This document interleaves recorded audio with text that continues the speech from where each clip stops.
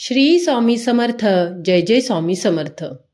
एखाद्याला टोमणे मारण्यापूर्वी हे जाणून घ्या, नाहीतर संपूर्ण आयुष्य रडावं लागू शकतं. चला तर मग व्हिडिओला सुरुवात करूया.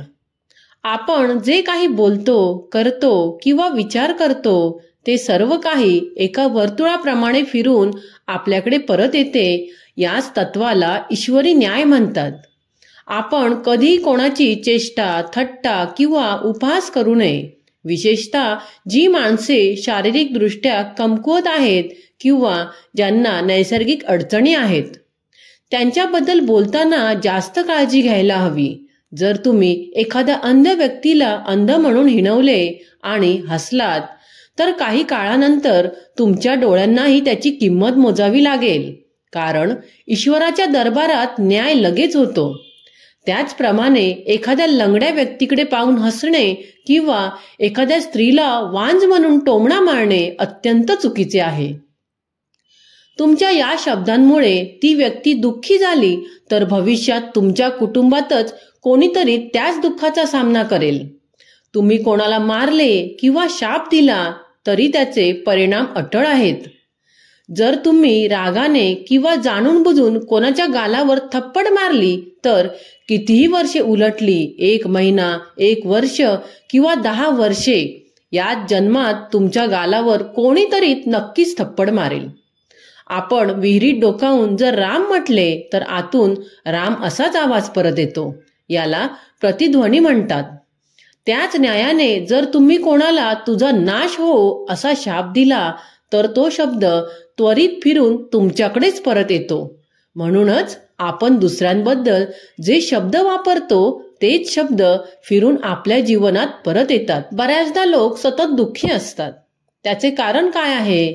संत सांगतात 95% लोक दुःखी आहेत कारण त्यांनी कधीतरी कोणाला दुःख दिलेले असते. जेव्हा आपण दुसऱ्याला दुःखी करतो तेव्हा त्यांचे ते दुःख कोणत्या ना कोणत्या मार्गाने आपल्या जीवनात परत येते आणि त्यामुळे आपण स्वतः दुःखी होतो. हे जग गोल आहे. आपण जे पेरतो तेच उगवते. म्हणून कोणाबद्दल वाईट विचार करणे किंवा वाईट बोलणे थांबवा. दुसऱ्यांना दुःख देणे थांबवा. तुमची कृती आणि शब्दांवर नियंत्रण ठेवल्यास ईश्वरी न्याय तुमच्या बाजूने असेल आणि तुम्हाला आपोआप आनंद मिळेल. जो पेरतो त्यालाच भोगावे लागते. मन, वाचा आणि कर्माची शुद्धता म्हणजे नेमके काय? तर हा उपदेश आपल्याला कर्माच्या नियमाची अत्यंत कठोर आणि स्पष्ट जाणीव करून देतो. आपण जे काही कर्म करतो त्याचे फळ आपल्याला निश्चितपणे मिळतेच. कारण पेड़ बोए बबूल का आम का से आए, अर्थात जर तुम्ही बाभळीचे झाड लावले तर त्यावर आंबे कसे येणार? जे पेरले आहे तेच तुम्हाला कापावे लागेल. ज्या कृतीमुळे आपल्याला दुसऱ्यांना हिणवण्यात आनंद मिळतो त्याच कृती आपल्यावर उलटतात. दुसऱ्यांना बोलताना खूप मजा वाटते, पण जेव्हा स्वतःवरती वेळ येते तेव्हा रडायला होते. दुसऱ्याला दुःख देऊन हसणे यापेक्षा दुसरे मोठे पाप नाही. कोणाची विपत्ती किंवा वाईट अवस्था पाहून हसणे हे माणुसकीच्या विरुद्ध आहे. दुसऱ्यांचे दुःख पाहून दुःखी होणे हीच खरी माणुसकी आहे. यातून आपल्याला एक अत्यंत महत्त्वाचा आणि सोपा उपाय मिळतो. आपण कोणत्याही परिस्थितीत पाप करणे थांबवले पाहिजे. तेही मनसा म्हणजे मनाने, वाचा म्हणजे वाणीने आणि कर्मणा म्हणजे कृतीने. तुम्ही मनातही कोणाचे वाईट व्हावे असा विचार करू नका. तोंडाने कोणाला वाईट बोलू नका. जर तुम्ही खूप दानधर्म करू शकत नसाल, 1 रुपयाही दान करू शकत नसाल, भक्ती करू शकत नसाल किंवा चांगले काम करू शकत नसाल, तरी किमान एक गोष्ट नक्की करा. बसून बसून सर्वांसाठी प्रार्थना करा. सर्वांचे भले व्हावे, सर्व सुखी राहोत, सर्व निरोगी राहोत, सर्व प्रसन्न राहोत अशी प्रार्थना करणे हे देखील एक मोठे पुण्य आहे. जेव्हा तुम्ही इतरांचे चांगले चिंतता तेव्हा तुमच्यासाठीही चांगले घडते. कर्माचे हे चक्र अत्यंत न्यायपूर्ण आहे. दुसऱ्यांना दुखावण्यात सुख शोधणे सोडा आणि सर्वांसाठी चांगले चिंतन करा. हे केल्याने तुमचे काहीही नुकसान होणार नाही, उलट तुमचे जीवनही आनंदी आणि सुखी होईल. संत सांगतात की चांगले कर्म किंवा चांगले विचार केल्यावर त्याचे फळ मिळण्यासाठी वाट पाहावी लागत नाही. ते फळ तत्काळ आणि आपसूक मिळते. जेव्हा आपण सर्वांना अत्तर लावतो तेव्हा आपल्याला स्वतःला अत्तर लावण्याची गरज नसते. कारण इतरांना अत्तर लावत असताना आपल्या हातांमध्ये आपोआपच तो सुगंध दरवळतो आणि सामावतो. त्याचप्रमाणे जो सर्वांना आनंद देतो, दुसऱ्याच्या जीवनात आनंद वाटतो, त्याची झोळी आपोआप आनंदाने भरून जाते. या उलट जर तुम्ही दुसऱ्यांच्या मार्गात काटे टाकण्याचा प्रयत्न केला तर ते काटे त्यांना नंतर टोचतील, पण ते टाकण्याच्या वेळी तुम्हालाच आधी टोचतील. वाईट विचार किंवा कृती करताना त्याचे दुःख तुम्हाला आधी होते. हे नकारात्मक चक्र थांबवण्यासाठी आणि जीवनात शांती व सन्मान मिळवण्यासाठी आपण आजपासून एक महत्त्वाची गोष्ट करायला हवी. कधीही पाप करू नका आणि दररोज ही महान प्रार्थना करा. हे विधाता, सर्वे भवन्तु सुखिनः, याचा अर्थ सर्व सुखी राहोत, सर्व निरोगी राहोत, सर्व प्रसन्न राहोत. एवढेच नव्हे तर तुमच्या वाट्याचे सुख देखील ज्यांना खरंच गरज आहे त्यांना मिळो, अशी इच्छा व्यक्त करा. तुमचे सुख हे इतरांच्या सुखातच दडलेले आहे. तुमचा सन्मान हा इतरांच्या सन्मानामध्ये आहे. तुम्ही दुसऱ्याचा आदर केला तर त्यात तुमचाही आदर होतो. दुसऱ्यांबद्दल चांगले विचार करणे किंवा त्यांची भरभराट व्हावी अशी इच्छा व्यक्त करणे, यात तुम्हाला कोणताही खर्च लागत नाही. उलट तुम्ही पत्नीसाठी, पतीसाठी, मुलांसाठी, आई वडिलांसाठी, शेजाऱ्यांसाठी, सर्वांसाठी चांगले विचार केल्यास तर तुमचे मन आपोआप पवित्र राहते.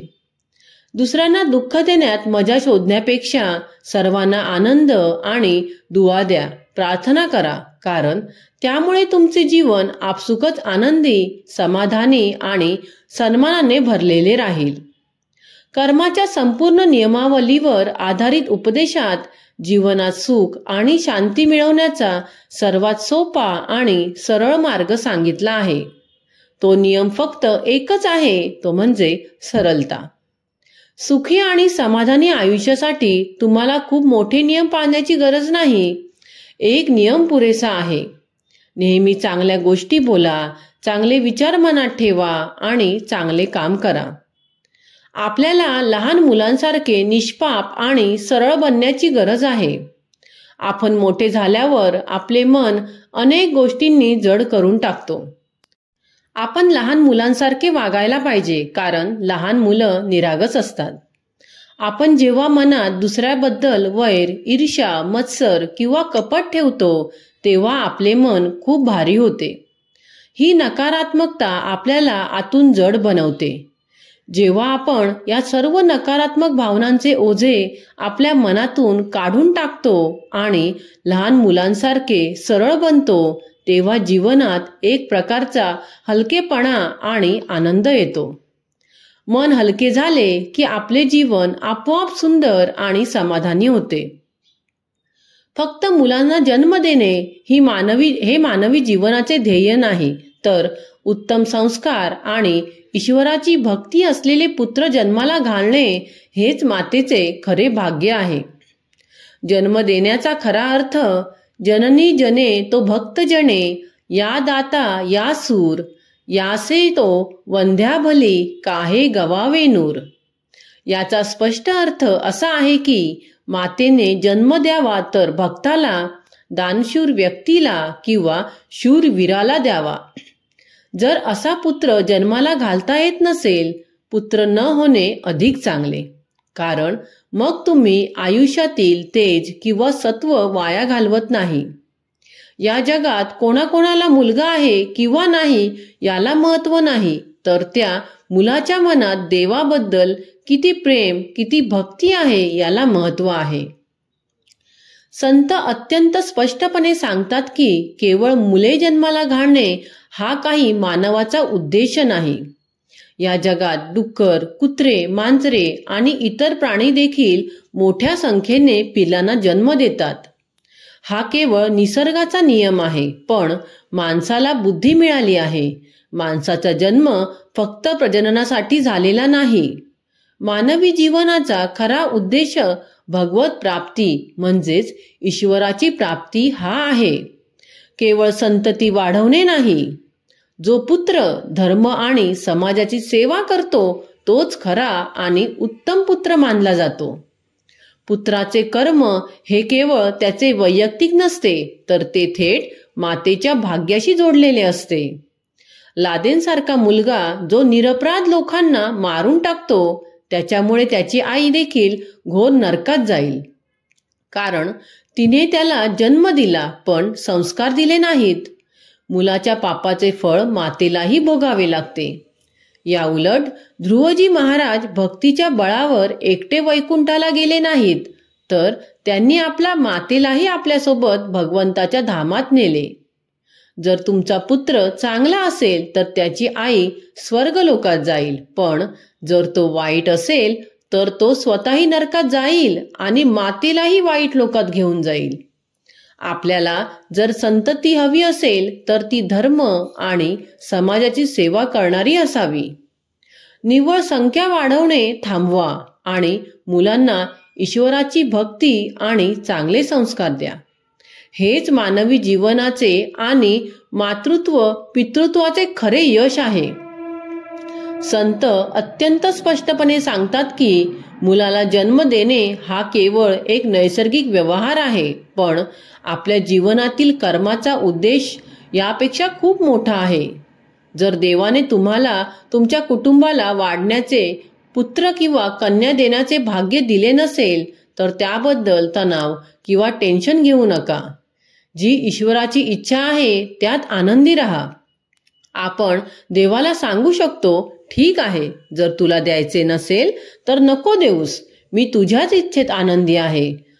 पुत्र हवा असण्याची 3 मुख्य कारणे लोक सांगतात आणि संत त्या 3ही गोष्टींचे खंडन करतात. पहिले कारण म्हणजे मरणानंतर माझ्या चितेला अग्नी कोण देईल. यावर संत स्पष्ट करतात की हा काळ प्रगत युगाचा आहे. आता चितेला अग्नी देण्याची गरज नाही. अनेक ठिकाणी अशी यंत्रे आली आहेत की माणूस एका बाजूने टाकला की दुसऱ्या बाजूने लगेच राख येते. दुसरे कारण म्हणजे मुलगा माझ्या नावाचे पिंडदान करेल. पण आजची पिढी विज्ञान शिकलेली आहे. आजची मुले स्पष्ट म्हणतात की आमचा पिंडदानावर विश्वासच नाही. ज्या मुलाला तुम्ही पिंडदानासाठी जन्म दिला तोच जर यावर विश्वास ठेवत नसेल तर हेतू काय साधला. तिसरे कारण म्हणजे मुलगा आपल्या वंशाचे नाव मोठे करेल. यावर संत खूप महत्वाचा प्रश्न विचारतात. तुम्ही स्वतः देखील कोणाचे तरी पुत्र आहात.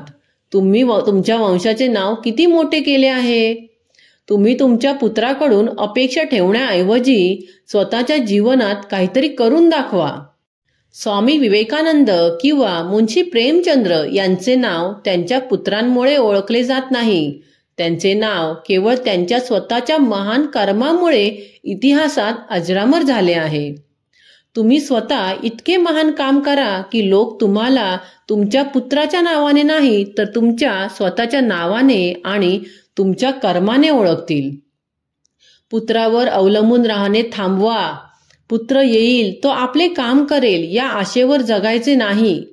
जीवनात महान कर्म करण्यावर लक्ष केंद्रित करा. ईश्वराची भक्ती करा आणि स्वतःची ओळख निर्माण करा. दुसऱ्यांच्या कर्मावर म्हणजेच मुलांवर अवलंबून राहणे हे मानवी जीवनाचे ध्येय असू शकत नाही. या संपूर्ण व्हिडिओचा अंतिम संदेश सरळ आहे. तुम्ही स्वतःच्या कर्मावर लक्ष केंद्रित करा आणि सर्वांसाठी शुभचिंतन करा. रोज फक्त एवढीच प्रार्थना करा, सर्वे भवन्तु सुखीन.